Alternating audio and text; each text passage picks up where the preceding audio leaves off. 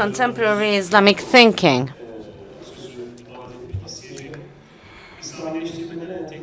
And according to the program, our first speaker will be Ildus Rafikov. He will be talking about the test of Muslims with modern knowledge from Islamization to integration. And in the beginning, Muslims overtly rejected the knowledge produced by secularisms. Then the idea of Islamization of secular knowledge emerged. And our professor will be talking about integration of secular knowledge and Islamic thinking. He is from the Makasud Institute. I would like to hand it over to him. And in normal conditions, we had 70 minutes for this session, but we will have evening prayers very soon. So I think we will have 15 minutes for each speaker. So, Professor Ildus, the presentation will be in English. So if you need headsets, you can pick them up from the desk. Over to you.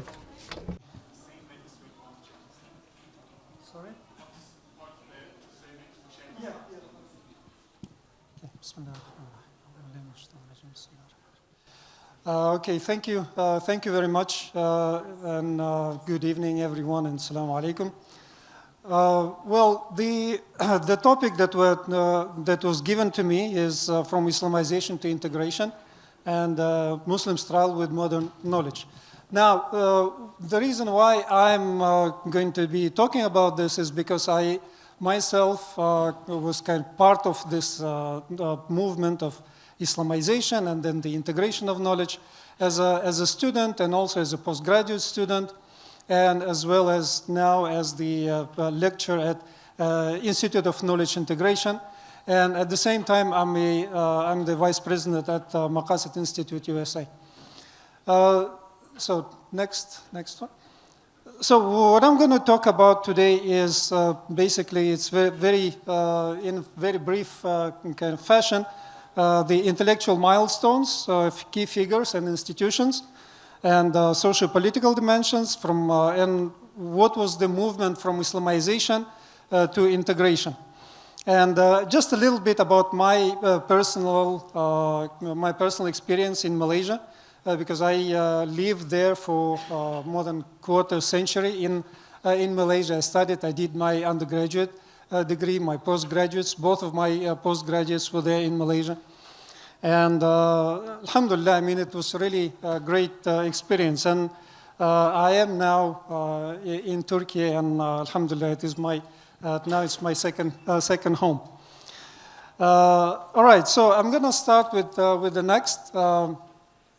I think this hadith have been mentioned several times today, and I'll just read it to you.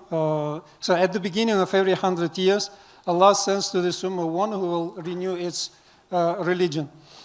And many scholars usually would say it's either one person, like the Mujaddidun in the previous eras, like Al-Ghazali, for example, and Shah Wali Allah Dahlawi, and also to some people, Sayyid Nursi, Badi al-Zaman Sayyid Nursi would be one of them, and many other people. But also as a movement, I think Allah subhanahu wa ta'ala will send not only individual people, individual scholars, but they will gather and be together in a movement. So they will work in tandem, maybe as separate movements, or they will work together in some fashion.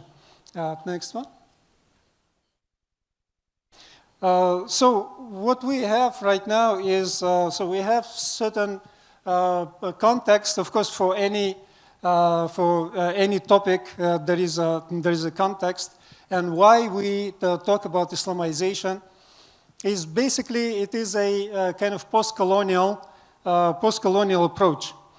And this is a kind of a reaction by Muslims, as I think it was mentioned also in the last panel. Always we are coming back to the 19th century. And this is where 19th and beginning of 20th century, there was a lot of intellectual movement, intellectual rethought, rethinking, reimagination of how to actualize Islam, how to actualize Islam and Muslims and Islamic movements in the contemporary world. And so there are geopolitical realities of the 19th and 20th century that was also mentioned, I think, today in several sessions.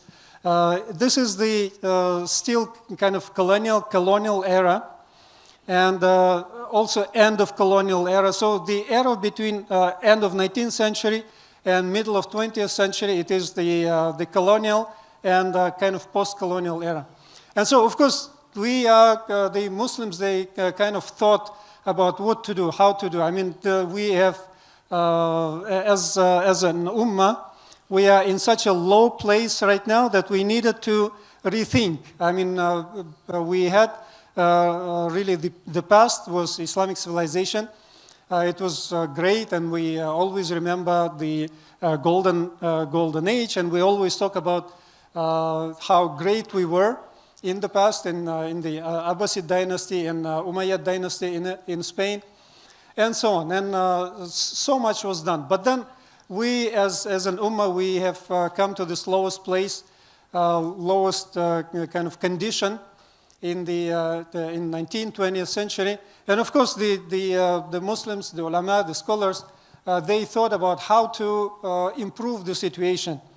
And of course, this Islah and Tajdeed movement was just another one, reiteration, and it happened every century, as the Prophet ﷺ, as he said, as is promised by Allah. And so this is something that every century we see that there is something happening, something going on. And so this for the post-colonial the era, it was a kind of a reaction to the colonial frameworks, and especially in the area of education. And so the idea was the goal was to apply Islamic thought to current realities, because the reality was not only colonial, and of course the colonial reality is that it imposes certain ideas, certain frameworks to the colonial people, to the colonials, whether it is in education, in public policy, in economics, and so on. So all of this sphere were basically colonized and the Islamic sciences, Islamic knowledge was kind of relegated to something different. I mean, something separate from the public space. And of course, it would just take the same kind of secularization drive as it happened in Europe. And so, and of course, Muslims did not agree with this, and they were looking for ways to reinstall, reimagine how to bring Islam into the public discourse, and into education, into economics, and so on. Next. And so it is post-colonial nation building, and especially if we talk about the middle of the 20th century, it is already starting as a post-colonial movement, and this is where the nation building is starting, and the educational reforms are starting to become necessary, and so. But at the same time, there was a recognition of Eurocentrism and a Eurocentric approach to the colonial past. And so the Muslims had tried to do something in order to change this condition. Next, please. And so, of course, as I said, the Islah and Tajdeed movement is just a general term. But there are, under this general Islah and Tajdeed, we see different movements. So like there's Sahwa al-Islamiyya, there is also the Muslim Brotherhood, there is also as a general, I would say, Islamization of knowledge. And Islamization of knowledge is a kind of, again, decolonial movement to rethink education. So specific area of application was specifically education and the methodology, at the level of methodologies. So education, research, anything that is related to intellectual movement.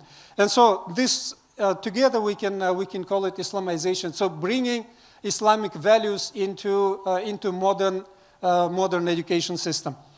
But then later in about 1990s until present time, we have seen the kind of some problems with Islamization. I mean, the term itself is misunderstood in many areas, in many places, in many jurisdictions.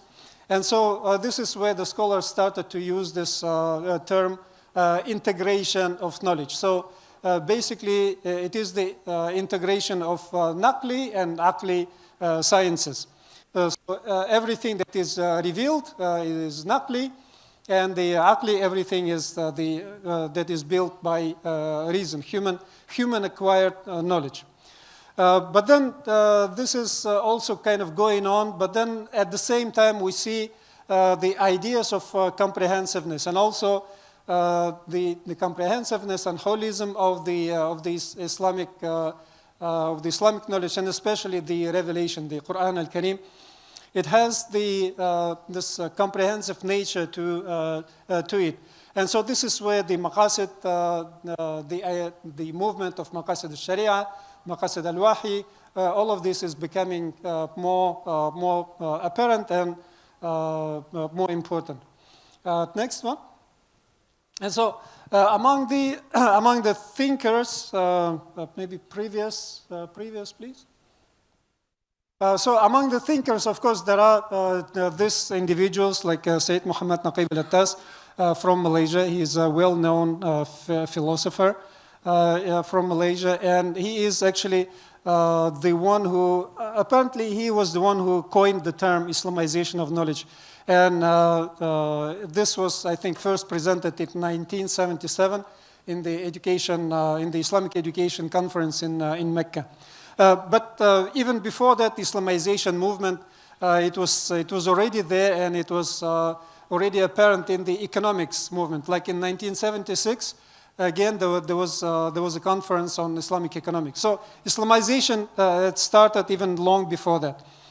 And of course, among the speakers, among the key thinkers were Ismail al-Faruqi and Abdul Hamid Abu Sulaiman, who was the second rector of IIUM, International Islamic University, Malaysia, where I did my bachelor's and PhD. And of course, others, and notable among the institutions are, as I said, IIUM in Malaysia, and IIIT, or International Institute of Islamic Thought in the US. And so these are the institutions that were really interested in promoting the idea of Islamization. And later they moved into integration of knowledge. But then, of course, IIUM was kind of a lab or laboratory for this Islamization of knowledge project. And at the first step, it was just infusing the Islamic values into social sciences.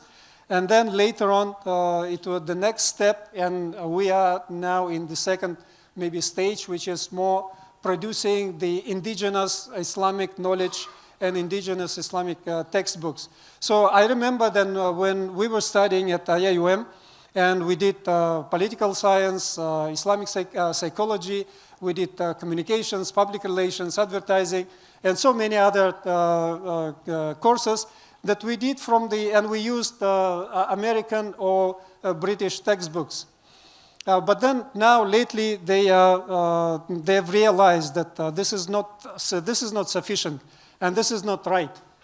Basically, what we used to do is that we use the textbook, the American textbook, but the professors would just add some hadith, some ayat, And that's about it. And we as students, we also kind of copy from the textbook, and then we added some ayat here and there and hadith, and this is all. And that would be Islamization. All right, but then now, of course, it is moving towards more kind of indigenous view of psychology, indigenous view of political science and communications, and so on. And IIUM is one of those universities where they have taken up this project of producing textbooks based on the Islamic worldview. And the worldview was taken up today. I mean, it was discussed today as well. So this is very important in terms of the idea, where the idea generated. Now, next is just very quickly, I mean, the people on Islamization of knowledge, they always talked about liberation, realization of moral and ethical equality, and so on. Next one. And they always talk about the recasting, redefinition, rethinking, and that's it. And this is mostly the idea of Islamization, just to rethink what is there right now, what are our past values, what are our values, how do we replace the paradigm that we are living in today right now, the Western, the secular paradigm, how do we replace it with what we have?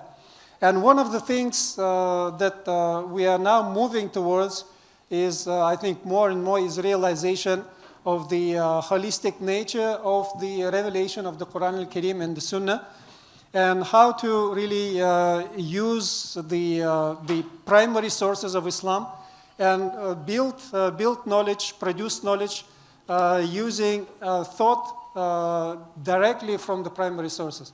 So this is kind of a rethinking, a movement for rethinking knowledge, rethinking how we approach education, research, and action and business and manufacturing and so on. But indigenously from the point of view of Islam, from the view of the Quran and the Sunnah. And I guess I should end the presentation here. If you have any questions later on, I'd be happy to answer, inshallah. Assalamu alaikum. Aleyküm selam. Değerli Ildus Rafikov hocamız. Mr. Rafikov, I would like to thank you for your speech and for your comprehensive understanding. As it is related, I would like to give the floor to you because now you will be talking about the knowledge and how knowledge can be purified from Westernization. So how can we purify Islam and knowledge from Westernization? The floor is yours, sir.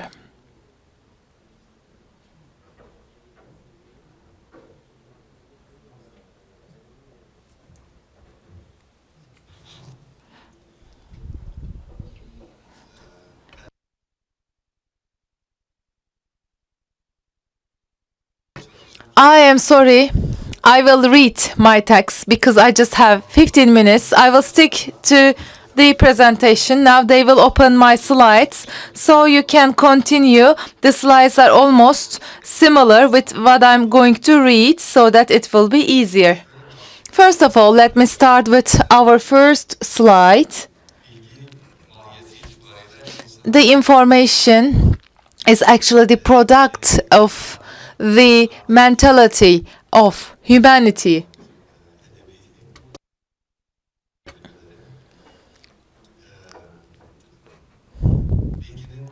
For information and westernization of information, we will have the model and we will interpret our own model. We have Mr. Idris here, Mr. Ildus Rafikov, and Said Muhammad Nakib Alartaş, by establishing a philosophical system, he has provided a comprehensive and coherent understanding of Quran in a systematic way that can be studied and understood. And the knowledge held by Allah is of the kind that is necessary for every human being. It is like the food of the soul and the body. Therefore, the genome of this vital importance is for the life of the society. And now I will try to explain why this knowledge of vital importance is important for human condition. Now, if we talk about the knowledge and our daily knowledge, we will consider this for the definition, because when we talk about information, it is the wisdom of Allah Almighty, because we are not concerned with that. What is related with us is the knowledge of human being. So we can separate them into three different aspects. The first aspect is about the concepts, but these are not new concepts, but I will try to put different concepts as I understand from the youth, as we know from our students. Even though they understand, they don't get the seriousness of these concepts. That is why the concepts will be different. The first type of information, we call it nutritive information, nutritive knowledge that we need, like the food that we get as an intake to nourish our body. Sometimes the need for such knowledge can increase. This is the scientific knowledge, and think about it. This will be needed, and in those days we will have and we will pay attention to this, especially during our time in our society. It is not possible for us to follow the traditional methods because there are already cases that we deal with right now.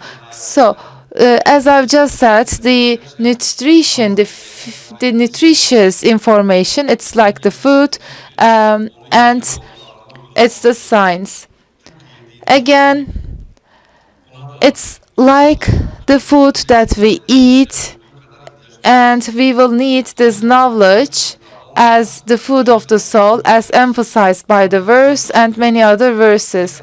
And we have this information to survive, and the need for this information is similar to our need for air, because this need is not daily. We need it every minute, and we can assess the importance of data with our gaining, with our accumulations or occurrence. So we can also see this kind of information as vital information, and that is vital information. And as I've just said, it is the soul of the information as it was enunciated in different verses of Quran. And of course, surely hearts are satisfied by the remembering of Allah. The human heart, the soul, and similar full-fledged powers need this kind of information to sustain their vitality. So when we talk about power, it is the strength. The need for this information is the need like the air. It is needed each and every minute. It is not daily. We need these every few minutes, sometimes every few seconds. And no one can wait until tomorrow because we need air every second. It is different than eating, but taking breath, is different than eating. That is why we need to feed our spirits and our souls. So, the reality of our soul is important. the loss of the health and spiritual reality actually brings about the death of spiritual faculties, and it is expressed is like that. And the body functions only as a soulless corp and loses its consciousness in calamity. The other soul is the one whose parts are closed, and the body becomes a moving creature without being able to comprehend.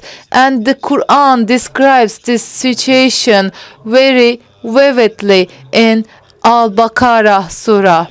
And now I will read it. There is a disease in their hearts, and Allah increases their disease.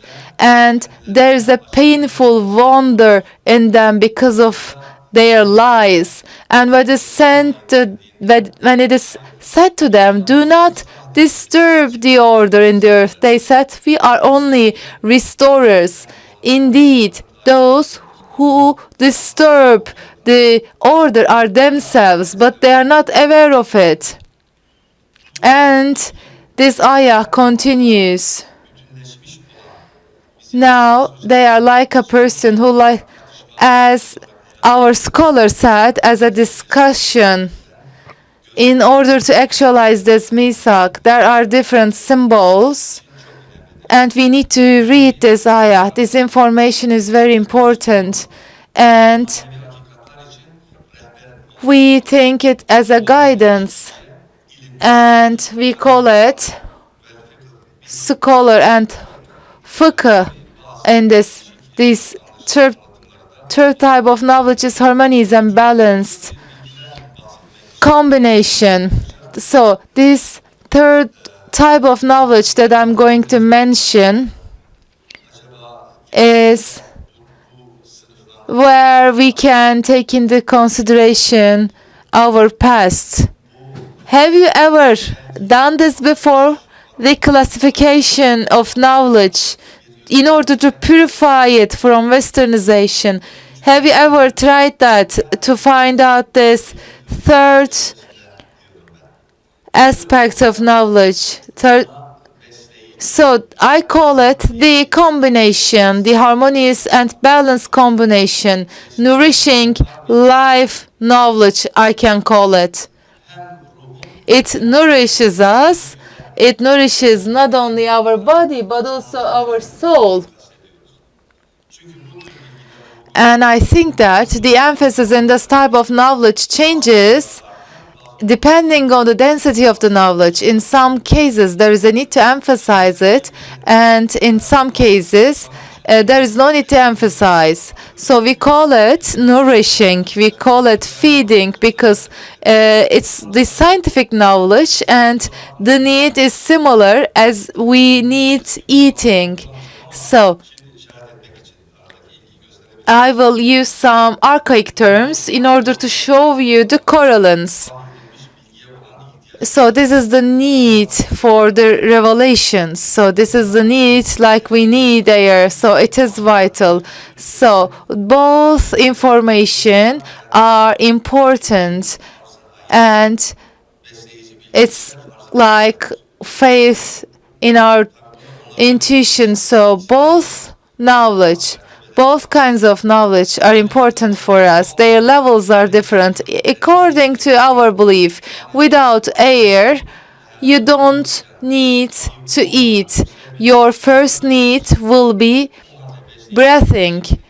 Your first need will be respiration, and your second need will be nutrition. So this is like a holistic approach with the addition of both knowledge. And according to Al-Atlas, we need the guidance of revelations for our lives. This is how it was defined in Quran, and this is all covered in the Al-Atlas philosophical system. and justice is needed. Otherwise, we will see the corruption of knowledge. Al-Atlas constantly uses the corruption of knowledge, and this is the essence of the system of Al-Atlas. And why? The corruption leads to more oppression. The sensitive one is the wheel of knowledge, and because it feeds the ignorant people lead to destruction.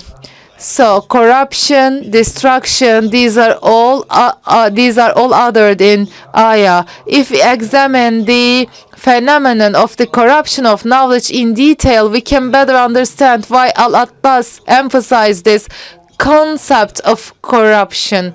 Corruption is multi-layered immorality. As such, it embraces all kinds of benevolence. So that is why the laws of morality is immoral, and it is extremely dangerous. And from the philosophical view of Al-Atlas, the issue of corruption of knowledge is not the basis of his philosophy. Yes, it is not the basis, but it is covered in his system, because the basis of his philosophical system is the fundamental metaphysics of Islam. So why is he emphasizing this concept? So if we re-emphasize it, decency is undoubtedly the spirit of fundamental metaphysics of Islam. And the corruption of knowledge, once again, I reiterate that he constantly uses this. In this system, there are certain coloring concepts that give it identity and reveal its identity. As I've just said in the beginning, because what the production of knowledge comes from the conscious of human being. So that is why this coloring concepts become almost as important as the foundation, because it is the foundation that requires coloring. Therefore, the concept of coloring is very important in a sense. Therefore, we understand that the main understanding of Islam rejects the corruption of knowledge. According to Al-Atlas, once again, we said that he has a system, he has a philosophical system, and in his philosophical system, he emphasized homologies and ontology with an epistemological extension. And in order to understand, and in order to understand his system, we see the ontology and epistemological basis. We see the essence, maviyah, and reality of existence. So this is the ontology and concept of a religion. I'm so sorry that we dive into many philosophical terms. We have the essence and existence. So what is the reality? Is this essence or is this existence? So existentialism, he actually advocates for existentialism. And secondly, Al-Atlas system is both divine and revealed epithermal philosophy. The first includes the human knowledge and the system of innate and logical experiences, and the second includes spiritual experiences that lead to intuition of existence. Therefore, he speaks of two stages of this experience: the initial unity stage and the higher stage that experiences true unity. And after that, his system develops a psychology that analyzes human nature and investigates the forces of innate as inside systems, and he also investigates the meaning and experience of happiness for human being. Therefore, it is a comprehensive world view, and for his time, he can draw a framework for this concept. While we mention this, he also has a book about the metaphysics of Islam. The world of Islam and metaphysics, and this book of Al-Attas was translated into Turkish, and he also used this system in one of the schools, and he disseminates his knowledge and his views with his books. That is why the contribution of Al-Attas is very important for the philosophy of Islam. Ontology, epistemology, cosmology, and philosophy of knowledge are very important for the basis of Islamic thinking, and he still continues to cover cosmology and scientific knowledge. And we also see the corruption of knowledge again in the works of Al-Attas. And he also has the last work. He is now 95 years old, by the way, Mr. Al-Attas. Islam and the Covenant Fulfilled. So this is the last work of Al-Attas. And inshallah, God willing, this will also be translated into Turkish soon. And I hope that my humble motivation will be able to explore this work, and we need to elaborate on the thinking of Al-Attas, and I hope that this will also act as a guidance for the Ummah. Thank you, Mr. Alparslan. Açıkgenç. Now, we will remember these concepts in our hearts, in our minds. First of all,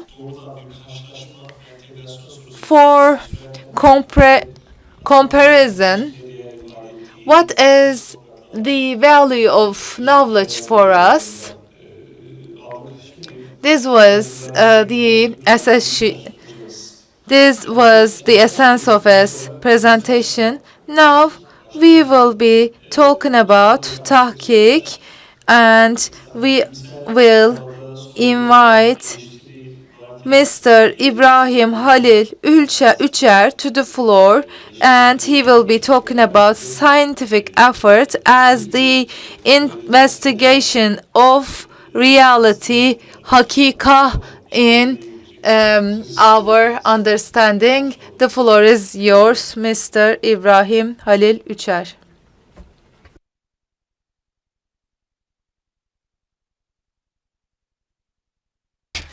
Mr. Salih, thank you very much. Mr. Idris and Mr. Alparslan, thank you very much. Mr. Alparslan devoted himself to epistemology of information, and he produces unique knowledge. And Makibel Attas and other scholars that he worked together, and he is trying to deepen their knowledge and their presence in Turkey. And it is a great pleasure for us to have his studies and his works in Turkey. And Islamization, integration with the new... Do you understand Turkish? Well, great.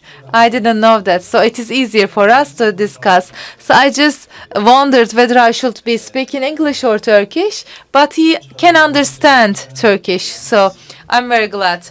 He is coming from this area. In the post-colonial period, the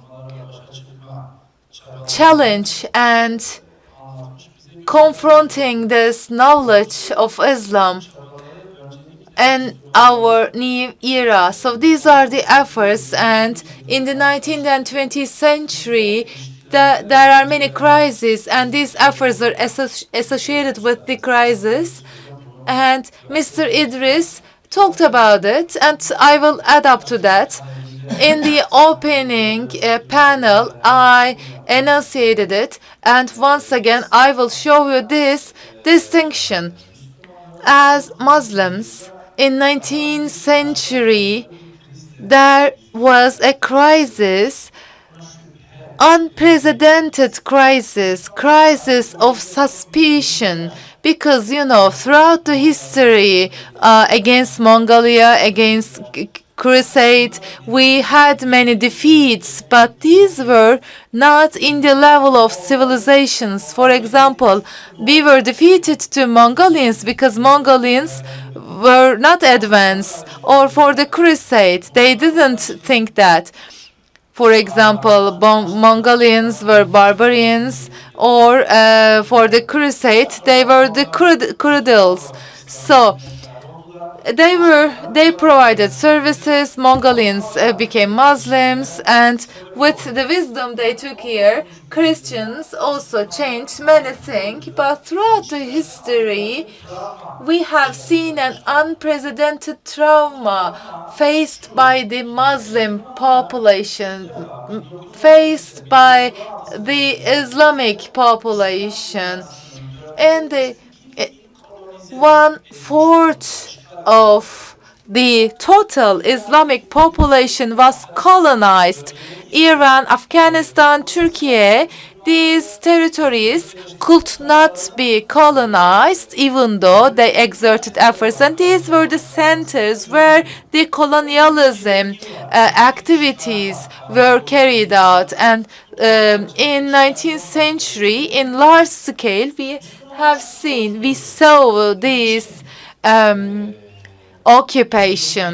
So the Muslim people asks, why were we defeated? They asked the same question in the 18th century, and they said that there were some kind of progress, there were some kind of advancements. That is why we had Karlofça, loss of territories, loss of land, and we had these reforms, and these were the optimistic efforts or optimistic agreements, and we thought that we would be regaining the power. So this was the dominant idea in the 18th century, and the question was, how did they proceed, or how did they advance?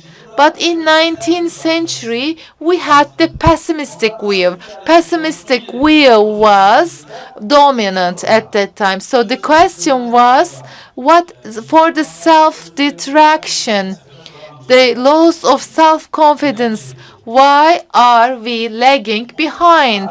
So this was the question of the 19th century. So this question accepted that they are advanced and we lag behind. So this was two-way question. So why are they advancing and why are we lagging behind? So since 17th century, scientific, technological, political, economic developments are the reasons of their advancement. So what is the reason of our regression? What is the reason of our deterioration? In astronomy, in geography, in history, we didn't have huge lapse. In economy, that is why we stood back. We lost ground. So after 19th century, Muslim populations decided that we need to imitate and we need to transfer the knowledge and we need to criticize ourselves. So why couldn't we achieve? Why are we standing back? So with this approach, the scientific advancements of the Western world, when we started to transfer, they were confronted with an answer. You cannot do that. It is not possible. As you are Muslims, as you continue to be Muslims, you will not be able to harness and integrate the scientific, technologic, social information that we have, because we don't share your view of point, because we abandoned your perspective. As I've just said, we did two things. What did we do? We said that we will say that the universe will be understood without the presence of God. So we will get rid of the power of God, and we will have the curiosity towards universe, and we will try to comprehend universe with physical boundaries. So if you are still defending the understanding of God, which is intervening in nature, then you will not progress in science. And again, for human rights, for legitimacy, for individual rights, so you see that these are the advancements, but you cannot take that. We say that the creator is not Allah. We didn't say that. We said that historical, social, moral issues cannot be determined by a prophet. It is not possible to rule with a law. We can call it emancipation of humanity. The people will seize their own destiny, and they will have their own will. And with this belief that to self-determination, this is how we advance. So the essence is that you are with these two acceptances. These are two very critical metaphysical acceptances. If you do not agree with that, you will not be able to advance like us. And with this challenge, we had three different attitudes. The first one is, yes, these people are right. Indeed, as being Muslims, we will not be able to advance. So in order to, if it is possible for us that we should abandon Islam, then okay, we will abandon. So if it is possible that if we give up Islam, then if we are going to advance, okay, let's give up Islam. Let's be Christians. So this is the Westernization understanding. And as Muhammed Yazır Elmalı said, they were able to follow they have to surrender other understanding, and they lose their subject place, and they became the imitators. And in such countries, do you think that are they even subjects to science, subjects to technology? If they imitate in Tunisia, for example, it was forbidden that it was forbidden to wear scarf in the streets. So our experiences of Westernization in Turkey, if it is about existence, if it is about independency, then who deserves the existence? And this is the essence. Essence means independence. So our struggle for Westernization does not let us be ourselves. We become imitators. We become satellites, not only in economy, but also in military, in culture, in social life. So this is a dead end. Now let's progress with the second way. you cannot continue to advance yourself if you stay Muslim. So the second attitude said, if we cannot advance, then if it is important to be Muslims, then advancement is not important. If it is not compatible with Islam, then we will leave new advancements. These nourishing ideas, we will abandon them. Because, you know, advancements, nourishing ideas, and if you are trying to nourish yourself with these advancements, in order to take this advancement, your life should be similar to our life. And okay, those who would like to live the same life, they become westernized. But if you say that if I have to abandon my life, I will not follow your new nourishment. I will stick to my traditional values. For example, astronomy, Ibn Sina, psychology, Aristotle, and Galen, and science, medicine, botanic.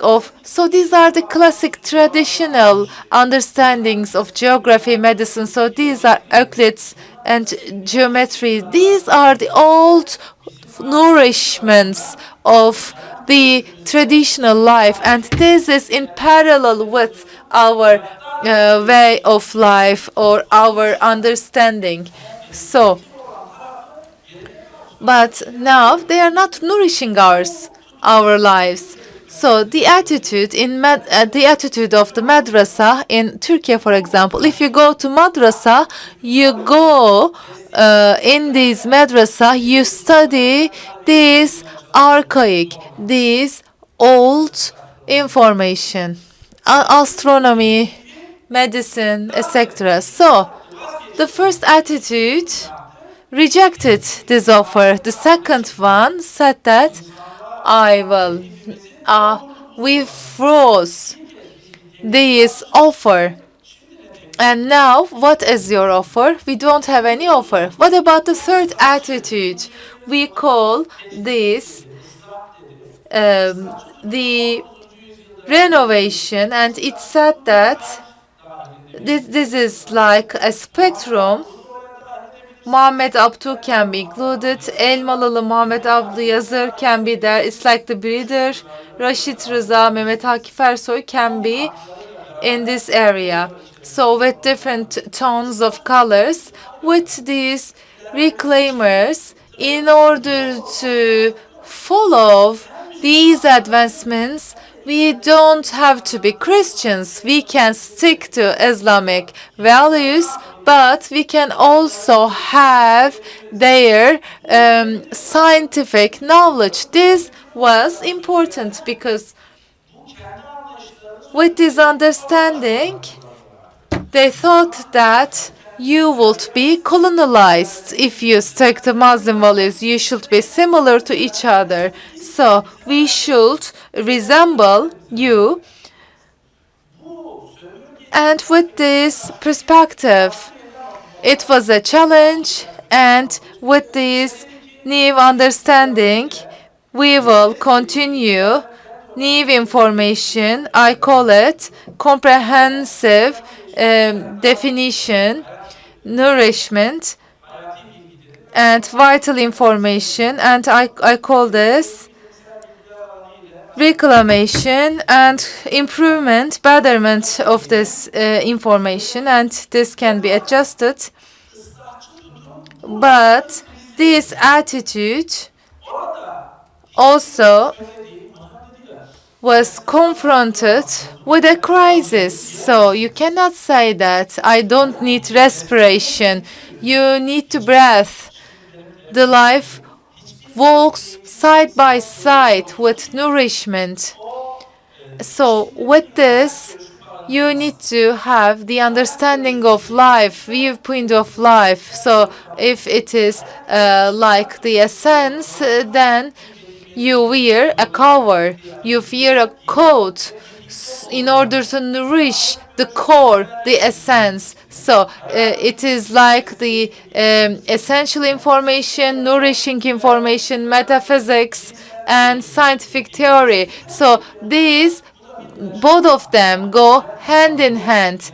So this is the imagination of life. So for it was not possible to include all of them, and as they tried to imitate it, they couldn't see the secular underlying essence, the creative will of Allah Almighty and the establisher of society.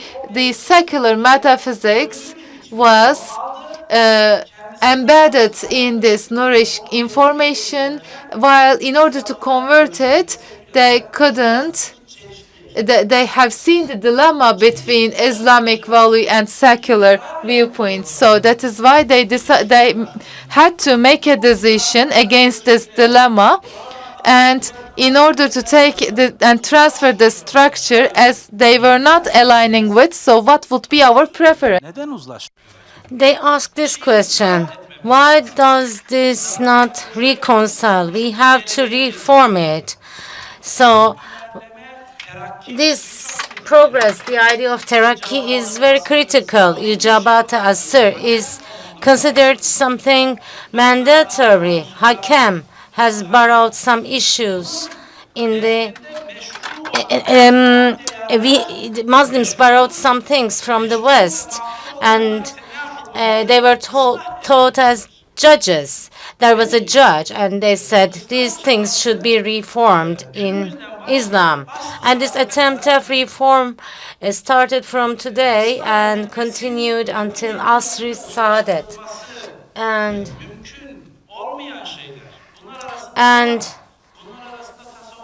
Tasawwuf tradition, Ghazali, Molla Fenari, all these superstitions, the experience in Islamic history, they were all problematic, and they could not be reconciled even if they were reformed.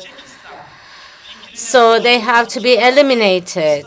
So that's the main essence of reformism, the true discourse of Islam. And sometimes it was referred to as the Islam of Quran. So the Islamic perspective started talking about human rights, women's rights, democracy, rationalism, and progress, because they had to take them. They said, you don't have them. No, the Muslims said, we have human rights, we have women's rights. Women's rights is represented by this and that in Islam. It's like the Muslims were in the defendant's chair. So the criteria for reforming the Islamic values was the Western values, and the Muslims put themselves in the defendant's position, and we tried to we saw acquitting ourselves as an attempt of reforming ourselves. And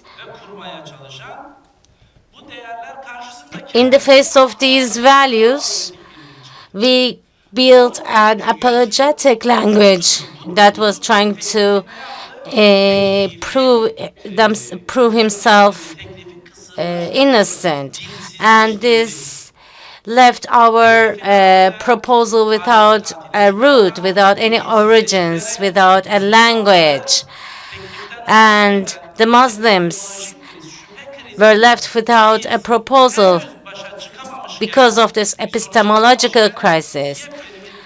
And we already had another crisis from the past, from the 20th century, and now we had another century in the 21st century. The end of caliphate. It's a critical issue, so people are afraid to talk about it, but we shouldn't be afraid.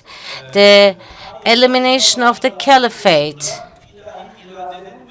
is the elimination of the divine will from the history of humanity. Otherwise, it's not just about taking the title of caliph from Sultan Abdul Mejid. And that was the second trauma for Muslims. We could not survive the first trauma, and in the meantime, we had another trauma. So, throughout history, Muslims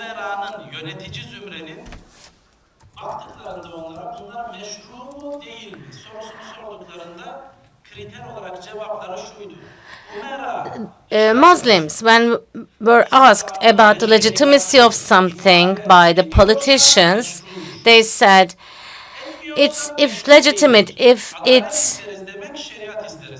supports Islam. For example, in the world of Islam, we want justice means we want Sharia.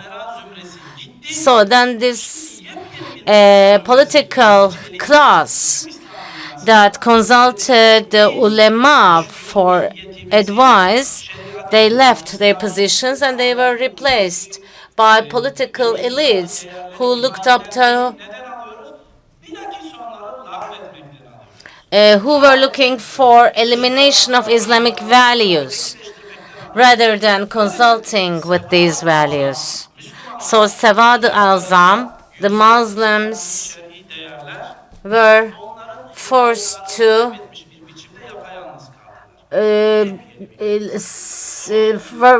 live alone without the values of Islam. So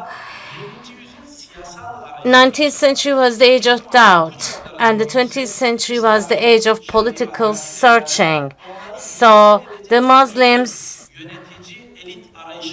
started looking for emirs or rulers who would protect these Islamic values. Milli Görüş in Islam, in Pakistan, in Libya, in Tunisia, in all of these regions, all of these political movements were looking to seize power. They were looking, because the Muslims were devoid of political will that would implement the Islamic principles in real life. You related this to post-colonialism. In the second half of 20th century, a new surge emerged in the Islamic regions, intellectual surge, Islamization, decolonization, sacred sciences, traditionalists' efforts. The Muslims in Pakistan, in Malaysia, in Iran, in Saudi Arabia with King Faisal, in the US, in the UK, Muslims were organized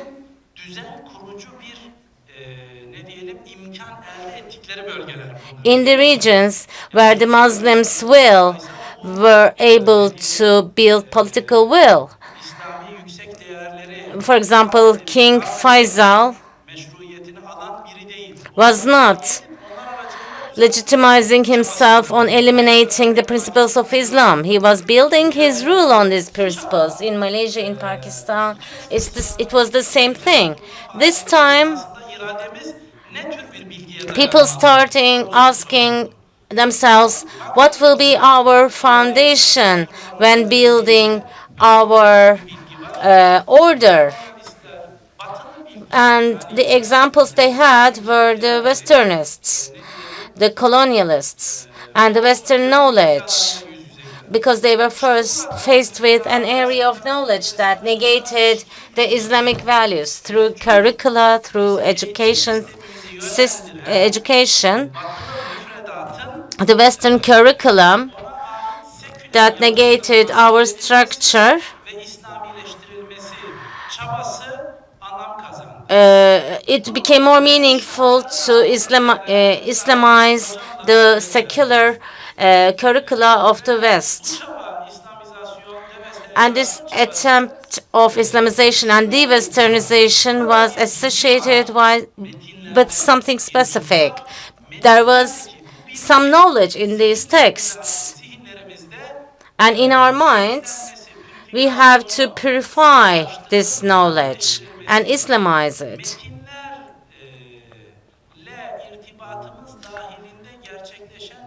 It was an epistemological activity in our relationship with these texts. We can see it that way in those conditions. And my professor and Professor Alparslan, often criticize this.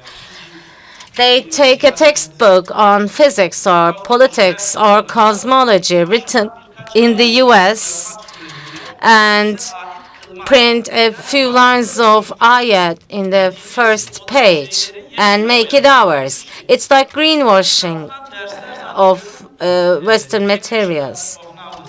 It took them to the idea of integration of knowledge, which was defined as integration of the reason and the material. So it can be understandable. And Turkey was added to these regions, and it followed Malaysia and Indonesia for the last 2 decades. Muslims take their legitimacy from the Islamization of these materials and build their political will on the basis of that. So Turkey has a lot to learn from that experience. But we need to analyze this experience in the light of the conditions of those times. Said Halim Pasha said this once: our vulnerability is to think what has been thought, but the true thinking is only possible when it is related with the reality. So now we need to stop borrowing the knowledge produced by the West and now start producing knowledge and achieve truth in the light of the conditions of our societies and our time. This attempt will make us more creative, more self-confident, and will help us move this scientific knowledge forward. And afterwards, my professor here and other people's efforts should be combined with these efforts as well. So I'm wrapping up.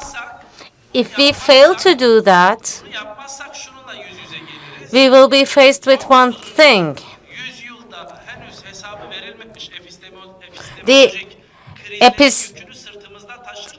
As we carry the burden of epistemological burdens of 19th century, we will try to build an order, and that order will not be a home that we would like to live in.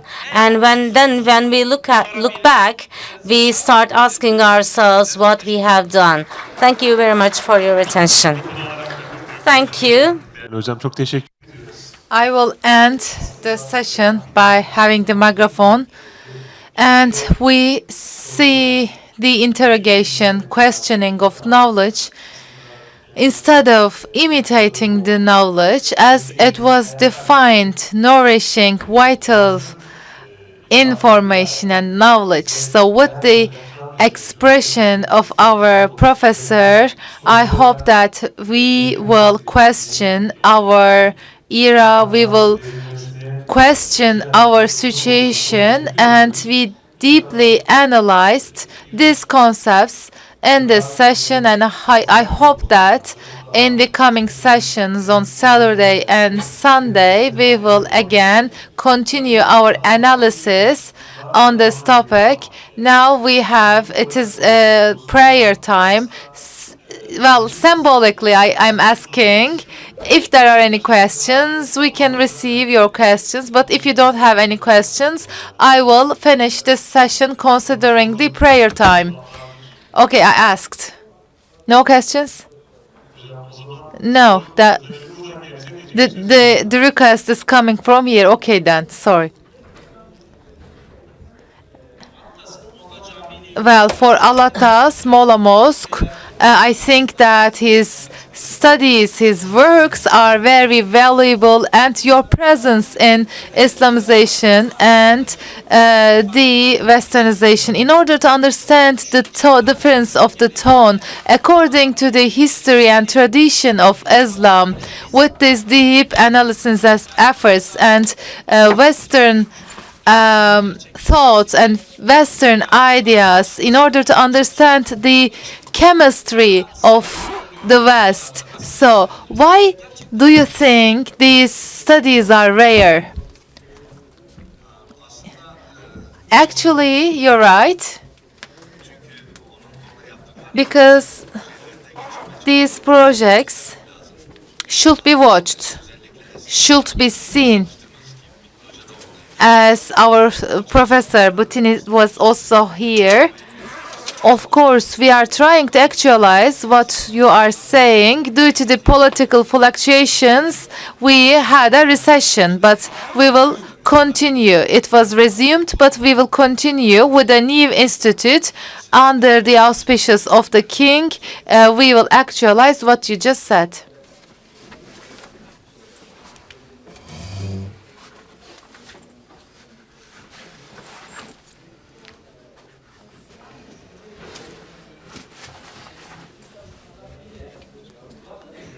As he does not speak to the microphone, we cannot translate.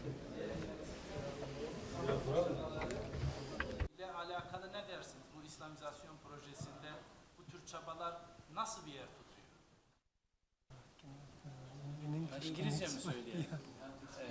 What is the place of critically understanding? What is the place of the studies aim to critically understand the history of Islamic philosophy, kalam, and tasawwuf, and also the history of Western thought and civilization in the project of integration and Islamization. Well, don't see this.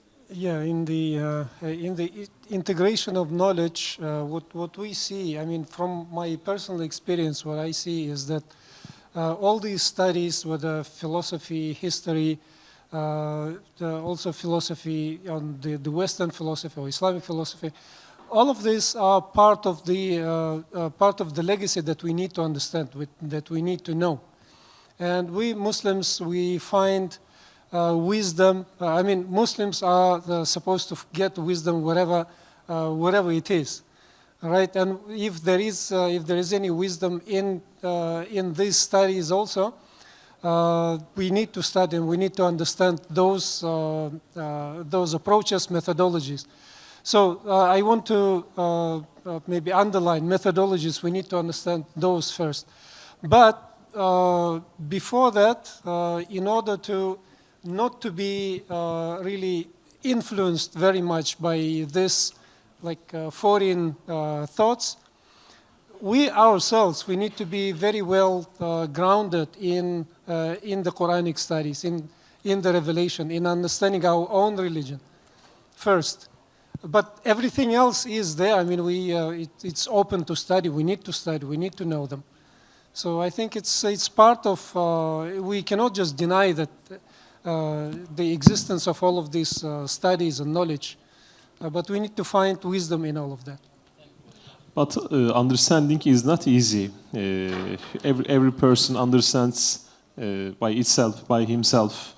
According to you, Quran means something else. According to me, means something else. I think it's a bit confusing. Yeah, of course it is confusing to an extent that if we all of us we use our own kind of methodology, and especially if it is based on the Western secular knowledge, then it's going to be problematic. But otherwise, if we use specific methodology or approach, which shows that the Quran and Sunnah, the revelation itself, is a holistic knowledge. It provides holistic knowledge. It is interconnected. Today, in our modern language, we can call it dynamic systems approach. So that's I think what we can use. Yeah. Okay, thank you very much. Değerli dostlar, değerli misafirler. Distinguished guests, holistic approach is sine qua non for us. So with our interaction of knowledge, we will be able to better understand the epistemological characteristic of knowledge, and we will be able to better understand the Quran and Sunnah. So it is really important to adopt holistic approach. For a long time, I would like to thank you for your efforts, for your contribution to this field, for your publications and your academic contributions. I wholeheartedly thank you. And during our university years, when we see the name of our scholar, we think him. We think Mr. Alparslan, Açıkgenç, as someone opening our horizons. So it was a privilege and honor for me to sit together with you, with your nourishing knowledge, with all the information and vital characteristic of nourishing knowledge. And with this gathering, with this, I was able to breathe, and I was able to nourish myself, not only academically, but also spiritually. So, Mr. Idris, Mr. Alparslan, professors of professors, scholar of scholars. So, with your dynamic energy, with your breakthroughs, with your knowledge, I would like to thank all of our speakers, all of our scholars, professors. We were inspired, and we will see the days that our students will also be inspired by our works, by our contributions. Thank you so much. I wish you a pleasant evening. Dear guests, now we are going to present gifts to our professors. Now I would like to invite Mr. Abdullah Zela Cengiz to the floor to present the gifts to our speakers. Thank you.